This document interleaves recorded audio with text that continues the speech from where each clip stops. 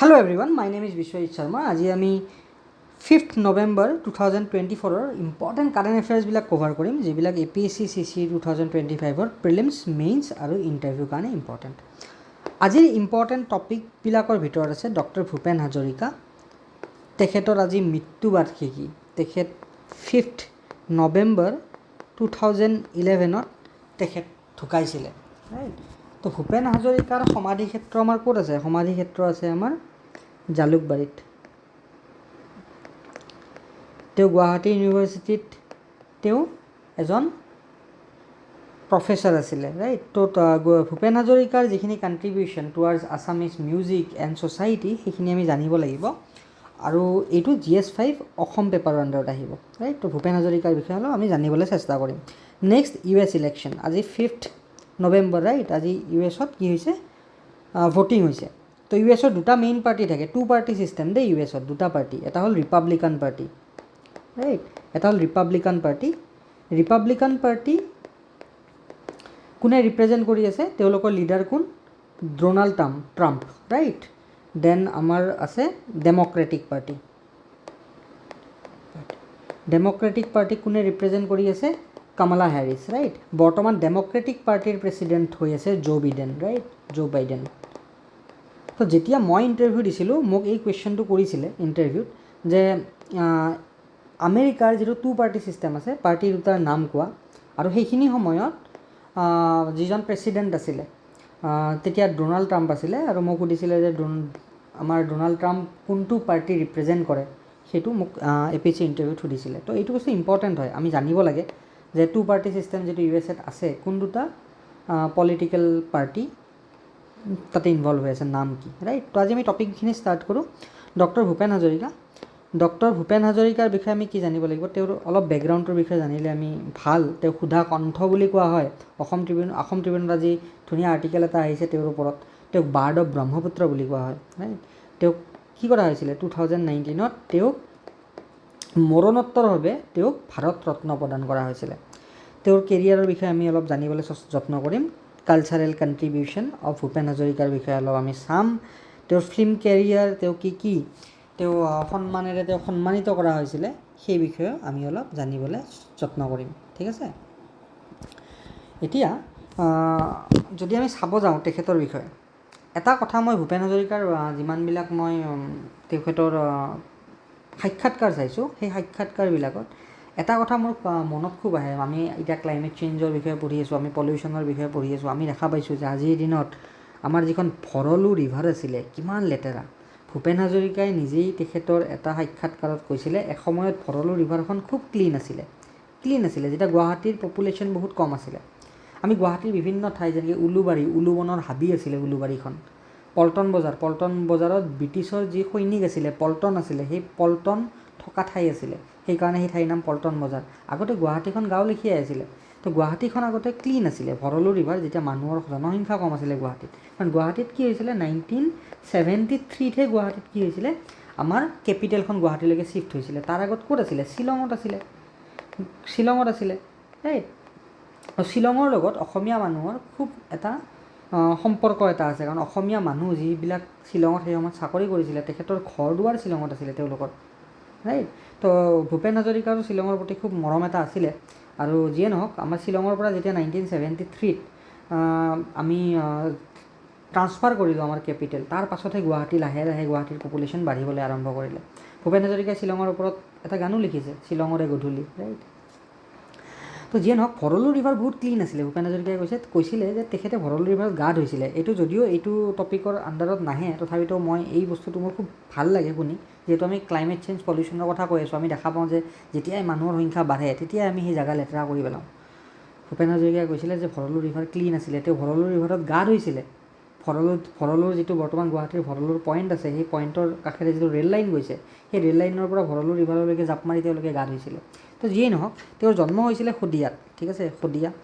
শদিয়াৰ বিষয়ে আমি সকলোৱে জানো। শদিয়াৰ ওপৰত আমাৰ খগেন মহন্তদেৱে এটা গানো লিখিছে, মা আমি শদিয়ালৈ যামেই সৎফুল খামেই, ৰাইট। তো শদিয়াৰ উল্লেখ আমাৰ ক'ত আছে? আমাৰ শদিয়াৰ উল্লেখ একেবাৰে শ্ৰীকৃষ্ণৰ দিনৰ পৰাই আছে, ৰাইট। শ্ৰীকৃষ্ণই ৰুক্মিণীক হৰণ কৰিবলৈ শদিয়ালৈকে আহিছিলে, কুণ্ডিল নগৰলৈকে। সেই কুণ্ডিল নগৰকে শদিয়া বুলি কোৱা হয়, শদিয়া নামটো কেনেকৈ আহিছিলে সেইটো আমি জানো, যদি অসম হিষ্ট্ৰী তোমালোকে পঢ়িছা শদিয়া নামটো কেনেকৈ আহিলে তোমালোকে জানিবা, ৰাইট। তো ভূপেন হাজৰিকাৰ এডুকেশ্যনৰ বিষয়ে তেওঁ গুৱাহাটী, ধুবুৰী, তেজপুৰত তেওঁ শিক্ষা গ্ৰহণ কৰিছিলে। তেওঁ কটন কলেজৰ পৰা ইণ্টাৰমিডিয়েট কৰিছিলে। BA MA তেওঁ পলিটিকেল ছায়েন্সত বেনাৰছ হিন্দু ইউনিভাৰ্চিটিৰ পৰা কৰিছে। যেতিয়া হিন্দু ইউনিভাৰ্চিটি তুমি পালা সদায় মনত ৰাখিবা, হিন্দু ইউনিভাৰ্চিটি বেনাৰছ হিন্দু ইউনিভাৰ্চিটি কোনে এষ্টাব্লিছ কৰিছে, সেই কুৱেশ্যনটো আহিছে কিন্তু পৰীক্ষাত বাৰে বাৰে, ৰাইট, পৰীক্ষাত আহিছে। তেওঁ PhD কৰিছিলে কলম্বিয়াৰ পৰা, ৰাইট, কলম্বিয়ান ইউনিভাৰ্চিটিৰ পৰা। কেৰিয়াৰৰ বিষয়ে তেওঁ অল ইণ্ডিয়া ৰেডিঅ'ৰ সৈতে জড়িত হৈ আছিলে। তাত তেওঁ বহুত প্ৰগ্ৰেম কৰিছিলে। গুৱাহাটী ইউনিভাৰ্চিটিত তেওঁ এজ এ টিচাৰ হিচাপে জইন কৰিছিলে before relocating to Kolkata where he became a celebrated singer and music director. তেওঁ কলকাতাত তেওঁ বহুত ফেমাছ বেংগলী পপুলেশ্যনৰ মাজত, আৰু তেওঁ বাংলাদেশতো খুব ফেমাছ। এটা গান আছে নহয়, মানুহে মানুহৰ বাবে যিটো গান আছে, সেই গানটো বাংলাদেশত খুব ফেমাছ। বাংলাদেশৰ যিটো নেশ্যনেল এন্থেম আছে আমাৰ সোণাৰ বাংলা, তাৰ পাছত ছেকেণ্ড মষ্ট পপুলাৰ গান এইটো, মানুহে মানুহৰ বাবে। বাংলাদেশতো তেওঁ খুব মৰম পাইছিলে। তেওঁ অসম সাহিত্য সভাৰ প্ৰেছিডেণ্ট আছিলে। শিৱসাগৰত যেতিয়া অসম সাহিত্য সভাৰ অধিৱেশন হৈছিলে 1993, তেওঁ সেই অধিৱেশনৰ তেওঁ সভাপতি আছিলে। আৰু তেওঁক বিশ্বৰত্ন উপাধিৰে বিভূষিত কৰিছিলে পিছত অসম সাহিত্য সভাই। আৰু এই কুৱেশ্যনটো শিৱসাগৰত যে তেওঁ প্ৰেছিডেণ্ট আছিলে অসম সাহিত্য সভাৰ, অলৰেডি APSCত কিন্তু প্ৰিলিমছত আহিছে এই কুৱেশ্যনটো আগতে, right. Represented the Naoboicha constituency. Naoboicha constituency ক'ত আছে? নৰ্থ লখিমপুৰত আছে, ৰাইট, নৰ্থ লখিমপুৰত আছে। আৰু তেওঁ 2004ত, এইটো পইণ্ট মিচিং হৈ আছে, 2004ত তেওঁ BJPৰ পৰা তেওঁ ইলেকশ্যন খেলিছিলে, MP ইলেকশ্যন খেলিছিলে গুৱাহাটী কনষ্টিটুৱেঞ্চিৰ পৰা, গুৱাহাটী চিটৰ পৰা তেওঁ খেলিছিলে। আৰু তেওঁ কিৰীপ চলিহাৰ লগত হাৰিছিলে, তেওঁ হাৰিছিলে, ৰাইট। তো কালচাৰেল কণ্ট্ৰিবিউশ্যন তেখেতৰ কি আছে? জ্যোতিপ্ৰসাদ আগৰৱালাদেৱ আৰু বিষ্ণু ৰাভাদেৱৰ লগত তেওঁ কাম কৰিছিলে। তেওঁ প্ৰথম ইন্দ্ৰমালতীত তেওঁ কণ্ঠদান কৰিছিলে। ইন্দ্ৰমালতী যিখন মুভি আছিলে, এইখন ছেকেণ্ড এছামিজ ফিচাৰ ফিল্ম আছিলে, 1939ত আহিছিলে আফটাৰ জয়মতী। জয়মতী কেতিয়া আহিছিলে? জয়মতী আহিছিলে 1935। জয়মতীৰ বিষয়ে আমি অলৰেডি ডিছকাছ কৰিছোঁ, right. At the age of 12 তেওঁ ইন্দ্ৰমালতীত কাষতে কলচী লৈ যায় ৰচকী বাই, তেওঁ এই গানটো তেওঁ নিজে গাইছিলে। আৰু বিশ্ববিজয়ী নজৱান এই গানটোও তেওঁ গাইছিলে, ৰাইট। নেক্সট তেওঁৰ যিখিনি ইনস্পিৰেশ্যন আছিলে, তেওঁ এজন মানুহ লগ পাইছিলে, পল ৰবেচন, তেওঁৰ নিউয়ৰ্কত লগ পাইছিলে। আৰু তেওঁৰ পৰা ইনস্পায়াৰ হৈ তেওঁ এটা গান লিখিছিলে, যি গানটো খুব ফেমাছ, বিস্তীৰ্ণ পাৰৰে অসংখ্য জনৰে, ৰাইট। তেওঁ ইণ্ডিয়া ৰিটাৰ্ণ হৈছিলে from US Columbia in 1953 and he joined Indian People's Theatre Association. তো ইণ্ডিয়ান পিপলছ থিয়েটাৰ এছ'চিয়েশ্যন কি হয় তোমালোকে চাবা আৰু কমেণ্টত আনচাৰটো দিবা, খুব ইম্পৰ্টেণ্ট। তেওঁ directed several acclaimed Assamese films, right. যিখন শকুন্তলা তেওঁৰ যিখন মুভি আহিছিলে, ইয়াত তেওঁ সংগীত নিজে গাইছিলে, তেওঁ নিজে কম্প'জো কৰিছিলে, প্লাছ তেওঁ নিজেই ডাইৰেকশ্যনো দিছিলে, মিউজিক ডাইৰেকশ্যন। এখন প্ৰথম অসমীয়া তেওঁৰ মুভি, যিখনত তেওঁ এজ এ প্লেবেক ছিংগাৰ হিচাপেও কাম কৰিছে, কম্প'জো কৰিছে ছং, আৰু প্লাছ তেওঁ মিউজিক ডাইৰেক্টৰো আছিলে, ৰাইট। প্ৰথম মুভি কোনখন আছিলে যিখনৰ তেওঁ মিউজিক ডাইৰেক্টৰ আছিলে? প্ৰথম মুভি আছিলে এৰা বাটৰ সুৰ মুভিখন কেতিয়া ৰিলিজ হৈছিলে তোমালোকে ক'বলৈ যত্ন কৰিবা। নেক্সট তেওঁ প্ৰতিধ্বনি এখন মুভি আছিলে, সেইখন মুভিত তেওঁ মিউজিক কম্প'জ কৰিছিলে। তেওঁ প্লেবেক ছিংগিং কৰা নাছিলে, মিউজিক কম্প'জাৰ হিচাপে তেওঁ আছিলে, ৰাইট। আৰু তেওঁ চামেলি মেমচাব যিখন মুভি আহিছিলে 1975ত, সেইখনৰ বাবে তেওঁ বেষ্ট প্লেবেক ছিংগাৰ হিচাপে তেওঁ এৱাৰ্ড পাইছিলে, ৰাইট। বাকীখিনি চালে হ'ল, মই অলৰেডি এই পইণ্টটোৰ কথা ক'লোঁ তোমালোকৰ আগতেই। ফিল্ম কেৰিয়াৰ কি আছিলে? প্লেবেক ছিংগাৰ মই অলৰেডি ক'লোঁ, ইন্দ্ৰমালতীত তেওঁ কাষতে কলচী লৈ সেই গানটো গাইছিলে, প্লাছ বিশ্ববিজয়ী নজৱান গানটো তেওঁ গাইছিলে at the age of 12, right.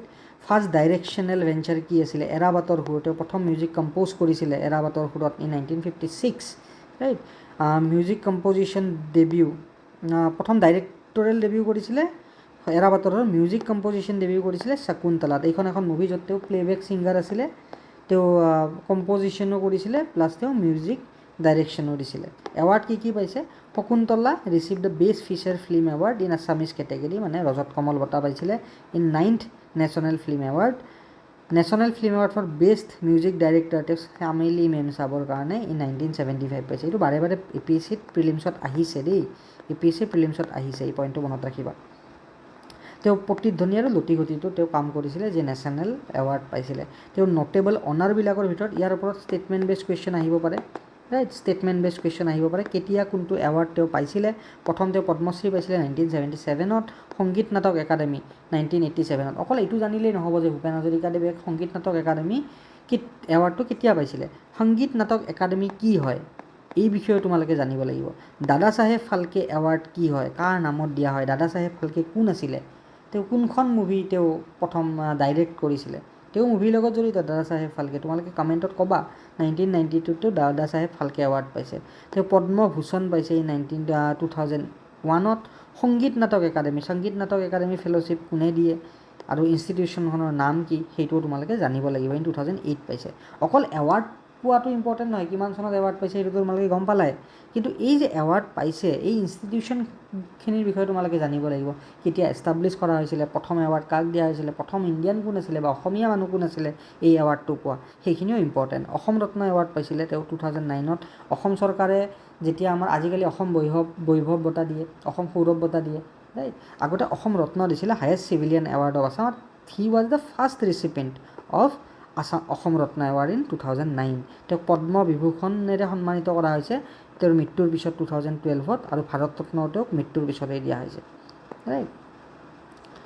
Additional fact অলপ আছে তেওঁৰ বিষয়ে, এইখিনি তোমালোকে এডিশ্যনেল ফেক্ট চাই ল'বা। এটা খুব প্ৰিয় গান মোৰ, যিটো গান ভূপেন হাজৰিকাৰ মই খুবেই ভাল পাওঁ, মই এটি যাযাবৰ, ধৰাৰ দিহিঙে দিপাঙে ফুৰো নিবিচাৰি নিজা ঘৰ, ৰাইট। তো এই মুভিখন, এই গানটো খুবেই ধুনীয়া মুভি এটা, গান এটা, ৰাইট।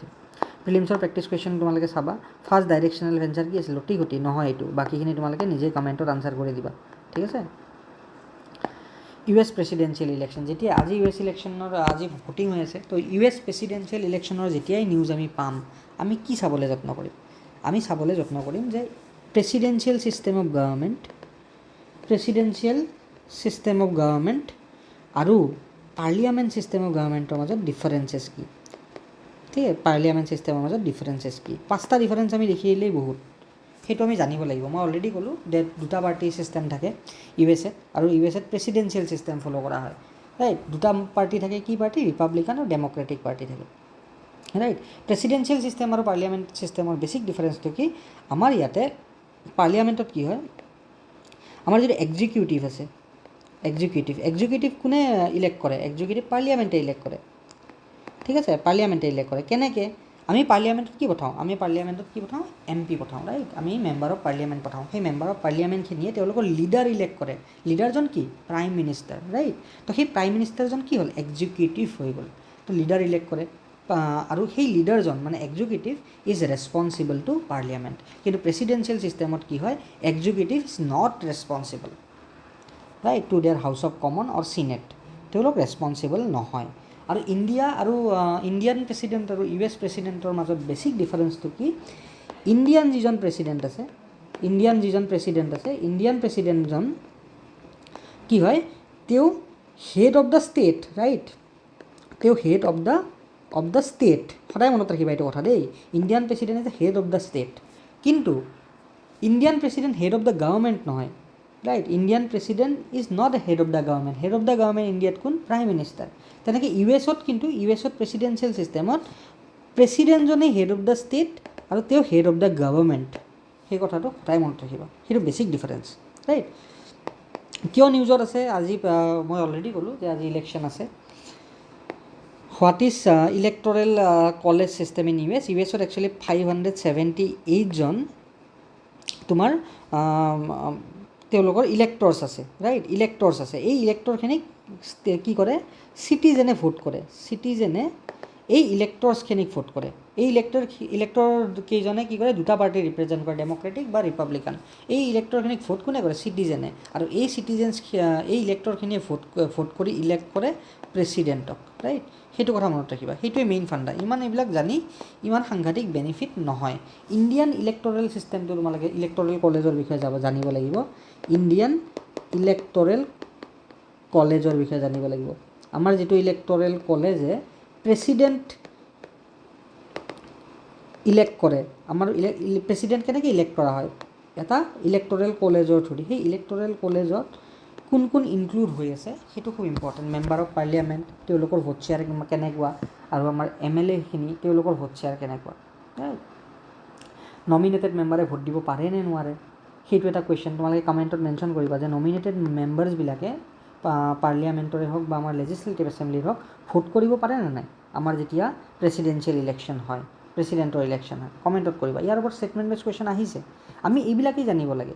আজিৰ যিটো নিউজ আছে সেই নিউজৰ পৰা আমি কি জানিব লাগে যে প্ৰেছিডেঞ্চিয়েল ছিষ্টেম আৰু পাৰ্লিয়ামেণ্টাৰী ছিষ্টেমৰ মাজত ডিফাৰেঞ্চেছ কি, ইণ্ডিয়াৰ প্ৰেছিডেণ্ট আৰু US প্ৰেছিডেণ্টৰ মাজত বেছিক ডিফাৰেঞ্চেছ কি, ৰাইট। আৰু ইণ্ডিয়ান যিটো ইলেক্টৰেল ছিষ্টেম আছে সেই ইলেক্টৰেল ছিষ্টেমটো যিটোৱে প্ৰেছিডেণ্ট ইলেক্ট কৰে সেই ইলেক্টৰেল ছিষ্টেমটোৰ কম্পজিশ্যনটো কি, কোনে ভোট কৰিব পাৰে কোনে নোৱাৰে। যেতিয়া প্ৰেছিডেণ্টক ইম্পিচ কৰা হয় তেতিয়া কোনে ভোট কৰিব পাৰে কোনে কৰিব নোৱাৰে। এইটো ষ্টেটমেণ্ট বেছ কুৱেশ্যন আহে। যেতিয়া তোমালোকে ইণ্ডিয়ান পলিটিৰ এক্সিকিউটিভ চেপ্টাৰটো পঢ়িবা, এক্সিকিউটিভ চেপ্টাৰৰ ভিতৰত আছে প্ৰেছিডেণ্ট আছে, প্ৰেছিডেণ্টৰ বিষয়ে আছে। তো প্ৰেছিডেণ্ট চেপ্টাৰটো খুব ভালকৈ পঢ়িবা, ইয়াৰ ওপৰত কুৱেশ্যনছ আহেই কুৱেশ্যনছ, ৰাইট। তো হিষ্টৰিকেল বেকগ্ৰাউণ্ড ইম্পেক্ট চাই ল'বা, ইম্পৰ্টেণ্ট নহয়। Indian presidential election differs from US presidential election. কেনেকৈ, ইলেক্টৰেল কলেজৰ কম্পজিশ্যনটো বেলেগ, ৰাইট। আমি ইয়াতে ইলেক্টেড মেম্বাৰ্ছ অফ পাৰ্লিয়ামেণ্টেহে পাৰ্টিচিপেট কৰে, ৰাইট। MP বিলাক ইলেক্টেড হ'ব লাগিব, নমিনেটেড MP নোৱাৰে, right. Elected members of legislative assembly. কিন্তু আকৌ যেতিয়া তেওঁক ইম্পিচ কৰা হয় তেতিয়া আকৌ নমিনেটেড মেম্বাৰে পাৰ্টিচিপেট কৰিব পাৰে, সেইটোৱে ডিফাৰেঞ্চ, ৰাইট। ভোটিং প্ৰচেছটো চাবা, ভোট কেলকুলেশ্যন কেনেকুৱা হয়, এইটো PDF তোমালোকে পায়ে যাবা, মই এটা সময় নষ্ট নকৰোঁ। চিমিলাৰিটিজ কি কি, হেড অফ দ্য ষ্টেট থাকে, president both head of the state হয়। ইন বোথ কেছেছ ইণ্ডিয়া আৰু US head of the state কোন, প্ৰেছিডেণ্ট। কিন্তু হেড অফ দ্য গভৰ্ণমেণ্ট নহয় আকৌ, head of the government prime minister ইণ্ডিয়াত, কিন্তু US প্ৰেছিডেণ্টেই head of the government. Election process, right. মানে আমি তাতেও ইনডাইৰেক্টলি ইলেক্ট কৰা হয়। প্ৰথমতে ইলেক্টৰ্ছবিলাকক ভোট কৰে চিটিজেণ্টে, ইলেক্টৰবিলাকে প্ৰেছিডেণ্টক ইলেক্ট কৰে। আমাৰ ইয়াতো আমি প্ৰথমতে MP ইলেক্ট কৰোঁ, MP বিলাকে প্ৰেছিডেণ্ট ইলেক্ট কৰে, ৰাইট। ভেটো পাৱাৰ, দুজনৰে ভেটো পাৱাৰ আছে, কিন্তু আমেৰিকান প্ৰেছিডেণ্টৰ ভেটো পাৱাৰটো অলপ বেছি, ৰাইট। কিয় বেছি, কোনটো ভেটো পাৱাৰ আমেৰিকান প্ৰেছিডেণ্টৰ আছে ইণ্ডিয়ান প্ৰেছিডেণ্টৰ নাই, তোমালোকে কমেণ্টত আনচাৰ কৰিবা। Emergency powers, right. Diplomatic role, দুজনৰে ডিপ্ল'মেটিক ৰোড ঠিকেই আছে। আমি যেতিয়া ডিপ্ল'মেটিক নেগচিয়েশ্যন কৰোঁ আমি প্ৰেছিডেণ্টৰ নামতে আমি ট্ৰিটিবিলাক চাইন কৰোঁ, ৰাইট। চেৰিমনিয়েল ডিউটিজ, আমি যেতিয়া আমাৰ গণতন্ত্ৰ দিৱস হয় বা আমাৰ যেতিয়া স্বাধীনতা দিৱস হয়, প্ৰেছিডেণ্টছে আমাৰ চেৰিমনিয়েল হেডেই পাৰ্টিচিপেট কৰে, ৰাইট। প্ৰাইম মিনিষ্টাৰো পাৰ্টিচিপেট কৰে অভিয়াছলি। কিন্তু differences in Indian and US president মই অলৰেডি ক'লোঁ মেইন ডিফাৰেঞ্চকেইটা। কিন্তু আমি যদি চাব যাওঁ মেইনছৰ কুৱেশ্যনটোৰ আগত আমি যদি চাব যাওঁ, the difference between parliamentary and presidential system of presidential system of government, তাতে কি হেড অফ দ্য ষ্টেটৰ ডিফাৰেঞ্চ আছে। মই বাৰে বাৰে কৈছোঁ হেড অফ দ্য ষ্টেটত কি হয়, ইণ্ডিয়ান প্ৰেছিডেণ্ট কি হয়, head of the state, but US president head of the state and head of the government. USত, ইণ্ডিয়াত কি হয়, হেড অফ দ্য ষ্টেটেই, right. Next, election of executive. ইলেকশ্যনটো কেনেকৈ হয় এক্সিকিউটিভ, আমি ইলেকশ্যন কেনেকৈ কৰোঁ এক্সিকিউটিভত, পাৰ্লিয়ামেণ্টত আমি MP পঠাওঁ, সেই MP বিলাকে কি কৰে, এক্সিকিউটিভক ইলেক্ট কৰে, যেনেকৈ PM কি এক্সিকিউটিভ, ৰাইট। আৰু PM কি কৰে, তেওঁৰ যিটো কেবিনেট সেই কেবিনেটটো নমিনেট কৰে PM along with his party, right. তো ইয়াতে কি হয়, PM is responsible in USA, president is not responsible to parliament. কিন্তু আমাৰ ইণ্ডিয়াত কি হয়, executive is responsible to parliament, সেইকাৰণে parliamentary system, right. Separation of power, USত ষ্ট্ৰিক্ট ছেপাৰেশ্যন আছে। তো আমাৰো কি কৰা হৈছে, আমিও ছেপাৰেশ্যন অফ পাৱাৰৰ কাৰণে আমাৰ কনষ্টিটিউশ্যনো কয়, আমাৰ কনষ্টিটিউশ্যন এনভাইজেক কৰে যে there must be separation of power, executive, legislative and judiciary, right. এইকেইটাৰ মাজত ক্লিয়াৰ ডিফাৰেঞ্চেছ থাকিব লাগে। USত ষ্ট্ৰিক্ট ডিফাৰেঞ্চেছ আছে, ৰাইট। আৰু এটা ডিফাৰেঞ্চ কি হয়, ফিক্স টাৰ্ম। US প্ৰেচিডেণ্টৰ 4 বছৰৰ কাৰণে ফিক্স টাৰ্ম, তেওঁক গুচাব নোৱাৰে, ৰাইট। যদি তেওঁ ব্ৰাইবেৰী বা ট্ৰিজন এনেকুৱা কেছত তেওঁ যদি ফচে তেতিয়াহ'লে এইটো বেলেগ কথা। কিন্তু ইণ্ডিয়াত কি হয়, এক্সিকিউটিভ মানে PMক কি কৰিব পাৰি, ভোট অফ কনফিডেন্সত তেওঁক হৰুৱাই পাৰ্লিয়ামেণ্টত তেওঁক কি কৰিব পাৰি, তেওঁৰ 5 বছৰ কাৰ্যকাল নোহোৱাৰ আগতে তেওঁক PMৰ পদৰ পৰা গুচাব পাৰি। Vote of no' confidence, right, vote of no' কনফিডেন্সৰ থ্ৰু দি। ভোট অফ ন' কনফিডেন্স কি, খুব ডাঙৰ ইনষ্ট্ৰুমেণ্ট, এইটো অকল লোকসভাতে এপ্লিকেবল, কাৰণ লোকসভা কি হয়, লোকসভা আমি ডিজলভ হয়, ৰাইট, লোকসভা ডিজলভ হয়, ৰাজ্যসভা ডিজলভ নহয় কেতিয়াও। তো এইটো মনত ৰাখিবা। তো এইখিনি হ'ল বেছিক ডিফাৰেঞ্চ। এই বেছিক ডিফাৰেঞ্চখিনি তোমালোকে পঢ়িবা ইণ্ডিয়ান পাৰ্লিয়ামেণ্টাৰী ছিষ্টেম বা পাৰ্লিয়ামেণ্টাৰী ছিষ্টেম আৰু প্ৰেচিডেঞ্চিয়েল ছিষ্টেমৰ মাজত। তো ইয়াতে কুৱেশ্যনটো কি আহিছে, India and USA are 2 large democracies, এইটো হ'ল statement, right. Examine the basic tenets of on which the 2 political system are based. দুটা ট্ৰিকি কুৱেশ্যন দেই। 2 পলিটিকেল ছিষ্টেমৰ বেছিক টেনেন্স সুধিছে on which the 2 political system. এই পলিটিকেল ছিষ্টেম দুটা কি, এটা হ'ল প্ৰেচিডেঞ্চিয়েল, এটা হ'ল পাৰ্লিয়ামেণ্টাৰী, ৰাইট। তো ইয়াৰে বেছিক টেনেন্স সুধিছে, তো পাৰ্লিয়ামেণ্টাৰী ছিষ্টেমৰ বেছিক কেৰেক্টাৰিষ্টিক্স কেইটা আৰু প্ৰেচিডেঞ্চিয়েল ছিষ্টেমৰ বেছিক কেৰেক্টাৰিষ্টিক্স কেইটা ক'লেই হৈ যাব এইটো আনচাৰত। তো ট্ৰিকি কুৱেশ্যন সুধিছে, কুৱেশ্যনটো কিন্তু চিম্পল, ছেইম কুৱেশ্যন। ইয়াতে ডিফাৰেঞ্চ সুধিছে মানে প্ৰেচিডেঞ্চিয়েল আৰু পাৰ্লিয়ামেণ্টাৰী ছিষ্টেমৰ ইনডাইৰেক্টলি, সেইখিনি আমি লিখিব লাগে ঘূৰাই পকাই, ঠিক আছে। তো আজিৰ কাৰণে এইখিনি, এই দুটা টপিকেই আজি আছিলে। আমাৰ মেইনছৰ টেষ্ট চিৰিজ অলৰেডি ষ্টাৰ্ট হৈছে, আপোনালোকে জইন কৰিব পাৰে। প্ৰিলিমছৰ টেষ্ট চিৰিজো আপোনালোকে জইন কৰিব পাৰে। ইয়াতে আমাৰ 30+ টেষ্ট থাকিব উইথ ফুল এক্সপ্লেনেশ্যন। আৰু আমি অকল কাৰেণ্ট এফেয়াৰ্ছৰেই এপ্ৰক্সিমেটলি আমি 8টা টেষ্ট কৰিম, ইনক্লুডিং আছাম পাৰ্ট। কাৰেণ্ট এফেয়াৰ্ছত খুব বেছি গুৰুত্ব দিয়া হ'ব। আমাৰ টেলিগ্ৰাম চেনেল আপোনালোকে জইন কৰিব পাৰে for daily quizzes and updates, same for Instagram. আৰু আমাৰ এপত আপোনালোকে মেগাজিনছখিনি পাব, ৰাইট, মেগাজিনছখিনি পাব এছামিছ এণ্ড ইংলিছ লেংগুৱেজত। Thank you everyone, good night.